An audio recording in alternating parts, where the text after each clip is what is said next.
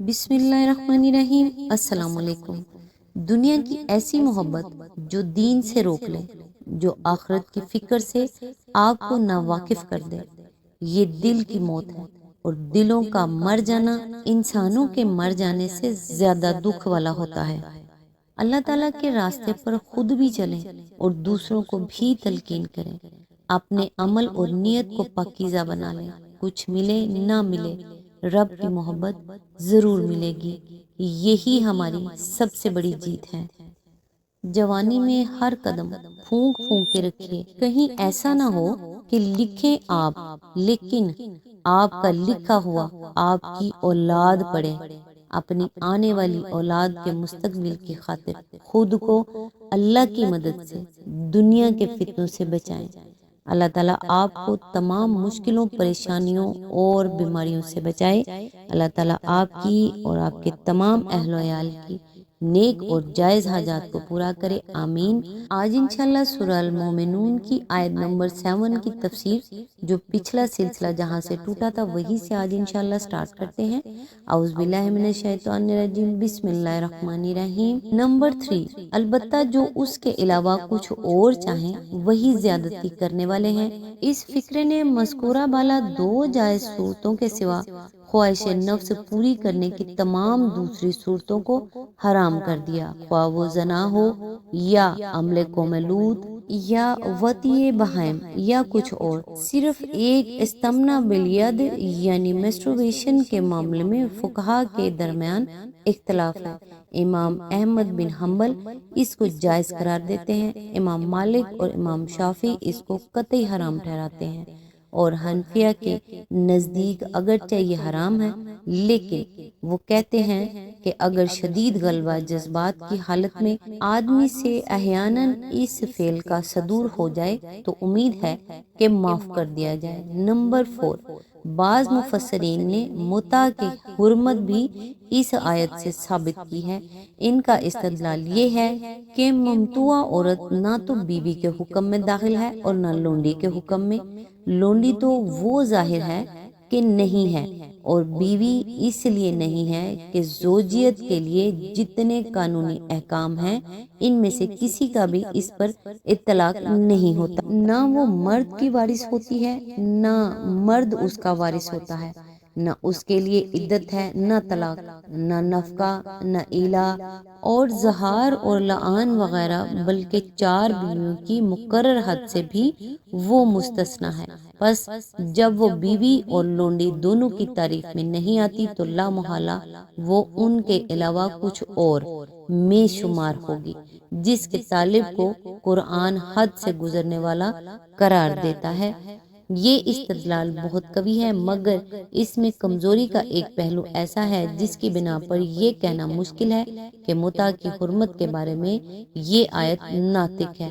وہ پہلو یہ ہے کہ نبی صلی اللہ علیہ وآلہ وسلم نے متع کی حرمت کا آخری اور قطعی حکم فتح مکہ کے سال دیا ہے، اور اس سے پہلے اجازت کے ثبوت صحیح احادیث میں پائے جاتے ہیں۔ اگر یہ مان لیا جائے کہ حرمت متع کا حکم قرآن کی اس آیت ہی میں آ چکا تھا جو بالاتفاق مکی ہے اور ہجرت سے کئی سال پہلے نازل ہوئی تھی، تو کیسے تصور کیا جا سکتا ہے کہ نبی صلی اللہ علیہ وآلہ وسلم اسے فتح مکہ تک جائز رکھتے؟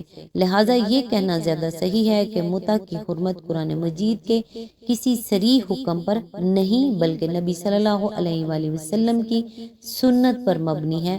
سنت میں اس کی صراحت نہ ہوتی تو محض اس آیت کی بنا پر تحریم کا فیصلہ کر دینا مشکل تھا۔ متع کا جب ذکر آ گیا ہے تو مناسب معلوم ہوتا ہے کہ 2 باتوں کی اور توضیح کر دی جائے۔ اول یہ کہ اس کی حرمت خود نبی صلی اللہ علیہ وآلہ وسلم سے ثابت ہے، لہذا یہ کہنا کہ اسے حضرت عمر نے حرام کیا درست نہیں ہے۔ حضرت عمر اس حکم کے موجد نہیں تھے بلکہ صرف اسے شائع اور نافذ کرنے والے تھے۔ چونکہ یہ حکم حضور صلی اللہ علیہ وآلہ وسلم نے آخر زمانے میں دیا تھا اور عام لوگوں تک نہ پہنچا تھا، اس لیے حضرت عمر نے اس کی عام اشاعت کی اور بذریعہ قانون اسے نافذ کیا۔ دوم یہ کہ شیعہ حضرات نے متع کو مطلقاً مباح ٹھہرانے کا جو مسلک اختیار کیا ہے اس کے لیے تو بہرحال نصوص کتاب و سنت میں سرے سے کوئی گنجائش ہی نہیں ہے۔ صدر اول میں سے صحابہ اور تابعین اور فقہ میں سے چند بزرگ جو اس کے جواز کے قائل تھے وہ اسے صرف اس طرح اور شدید ضرورت کی حالت میں جائز رکھتے تھے۔ ان میں سے کوئی بھی اسے نکاح کی طرح مباح مطلق اور عام حالات میں معمول بے بنا لینے کا قائل نہ تھا۔ ابن عباس جن کا نام قائلین جواز میں سب سے زیادہ نمایاں کر کے پیش کیا جاتا ہے، اپنے مسلک کی توضیح خود ان الفاظ میں کرتے ہیں کہ یہ تو مردار کی طرح ہے کہ مضطر کے سوا کسی کے لیے حلال نہیں، اور اس فتوے سے بھی وہ اس وقت باز آ گئے تھے جب انہوں نے دیکھا کہ لوگ اباحت کی گنجائش سے ناجائز فائدہ اٹھا کر آزادانہ متع کرنے لگے ہیں اور ضرورت تک اسے موقوف نہیں رکھتے۔ اس سوال کو اگر نظر انداز بھی کر دیا جائے کہ ابن عباس اور ان کے ہم خیال چند گنے چنے اصحاب نے اس مسلک سے رجوع کر لیا تھا یا نہیں، تو ان کے مسلک کو اختیار کرنے والا زیادہ سے زیادہ جواز بحالت اضطرار کی حد تک جا سکتا ہے۔ مطلق اباحت اور بلا ضرورت تمتع حتیٰ کہ منکوحہ بیویوں تک کی موجودگی میں بھی ممتوعات سے استفادہ کرنا تو ایک ایسی آزادی ہے جسے ذوق سلیم بھی گوارا نہیں کرتا، کجا کہ اسے شریعت محمدی کی طرف منسوب کیا جائے اور ائمہ اہل بیت کو اس سے متہم کیا جائے۔ میرا خیال ہے کہ خود شیعہ حضرات میں سے بھی کوئی شریف آدمی یہ گوارا نہیں کر سکتا کہ کوئی شخص اس کی بیٹی یا بہن کے لیے نکاح کے بجائے متع کا پیغام دے۔ اس کے معنی یہ ہوئے کہ جواز متع کے لیے معاشرے میں زنانہ بازاری کی طرح عورتوں کا ایک ایسا ادنیٰ طبقہ موجود رہنا چاہیے جس سے تمتع کرنے کا دروازہ کھلا رہے، یا پھر یہ کہ متع صرف غریب لوگوں کی بیٹیوں اور بہنوں کے لیے ہو اور اس سے فائدہ اٹھانا خوشحال طبقے کے مردوں کا حق ہو۔ کیا خدا اور رسول کی شریعت سے اس طرح کی غیر منصفانہ قوانین کی توقع کی جا سکتی ہے؟ اور کیا خدا اور اس کے رسول سے یہ امید کی جا سکتی ہے کہ وہ کسی ایسے فعل کو مباح کر دیں گے جسے ہر شریف عورت اپنے لیے بے عزتی بھی سمجھے اور بے حیائی بھی؟ آیت نمبر 8 اپنی امانتوں اور اپنے عہد و پیمان کا پاس رکھتے ہیں۔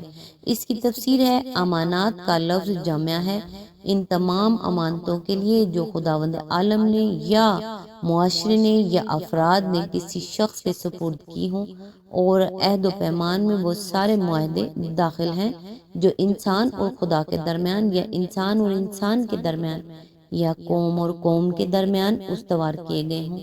مومن کی صفت یہ ہے کہ وہ کبھی امانت میں خیانت نہ کرے گا اور کبھی اپنے قول و قرار سے نہ پھرے گا۔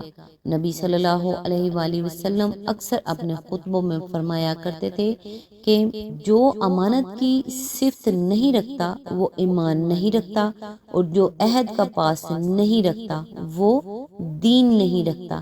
بہقی فی شعب الایمان۔ بخاری اور مسلم کی متفق علیہ روایت ہے کہ حضور صلی اللہ علیہ وآلہ وسلم نے فرمایا 4 خصلتیں ہیں کہ جس میں وہ چاروں پائی جائیں وہ خالص منافق ہے، اور جس میں کوئی ایک پائی جائے اس کے اندر نفاق کی ایک خصلت ہے جب تک کہ وہ اسے چھوڑ نہ دے۔ جب کوئی امانت اس کے سپرد کی جائے تو خیانت کرے، جب بولے تو جھوٹ بولے، جب عہد کرے تو توڑ دے، اور جب کسی سے جھگڑے تو اخلاق و دیانت کی ساری حدیں پھاند جائے۔ آیت نمبر 9 اور اپنی نمازوں کی محافظت کرتے ہیں۔ اس کی تفسیر ہے اوپر خشوع کے ذکر میں نماز فرمایا تھا اور یہاں نمازوں بصیغہ جمع ارشاد فرمایا ہے۔ دونوں میں فرق یہ ہے وہاں جنس نماز مراد تھی اور یہاں ایک ایک وقت کی نماز فردن فردن مراد ہے۔ نمازوں کی محافظت کا مطلب یہ ہے کہ وہ اوقات نماز، آداب نماز، ارکان و اجزائے نماز، غرض نماز سے تعلق رکھنے والی ہر چیز کی پوری نگہداشت کرتے ہیں، جسم اور کپڑے پاک رکھتے ہیں، وضو ٹھیک طرح سے کرتے ہیں اور اس بات کا خیال رکھتے ہیں کہ کبھی بے وضو نہ پڑ بیٹھے، صحیح وقت پر نماز ادا کرنے کی فکر کرتے ہیں، وقت ٹال کر نہیں پڑھتے، نماز کے تمام ارکان پوری طرح سکون و اطمینان کے ساتھ ادا کرتے ہیں، ایک بوجھ کی طرح جلدی سے اتار کر بھاگ نہیں جاتے، اور جو کچھ نماز میں پڑھتے ہیں وہ اس طرح پڑھتے ہیں کہ جیسے بندہ اپنے خدا سے کچھ عرض کر رہا ہے، نہ اس طرح کہ گویا ایک رٹی ہوئی عبارت کو کسی نہ کسی طور پر ہوا میں پھونک دینا ہے۔ آیت نمبر 10، یہی لوگ وہ وارث ہیں۔ آج تک کے لیے بس اتنا ہی، نیکسٹ انشاءاللہ آیت نمبر 11 سے سٹارٹ کریں گے، تب تک کے لیے دعاؤں میں یاد رکھیے گا۔ اللہ حافظ۔